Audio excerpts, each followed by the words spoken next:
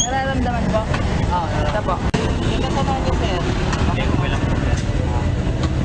Hindi kasi alalay naman yung ano namin eh. Kasi dito nakapreno kami. Habang nagsasagawa ng roving ang UNTV News and Rescue sa kahabaan ng Riverside Ortigas Extension sa Pasig City, pasado 1:00 ng madaling araw kanina, namataan ng grupo ang nag-uumpukang mga tao sa gitna ng kalsada.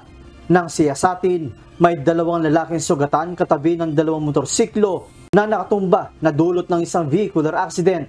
Kinilala ang mga rider na sina Jordan Reyes, 32 anyos at Raymart Belonio, 27 anyos. Ayon sa mga nakasaksi, binangga umano ni Belonio si Reyes. Nagulat po ako, naatay ko po siya. Biglang may mabilis sa likod niya na yun, sumalpok bigla. Mabilis po yung takbo eh. Lumipad po yung movie driver po. Tapos yung nasa likod naman po, lumipad din po pero mas malala po yung sa movie. Agad naman nagsagawa ng assessment ang UNTV News and Rescue Team at nilapatan ng paunang lunas sa mga pasyente na nagtamo ng mga gasgas sa kanilang tuhod at paa.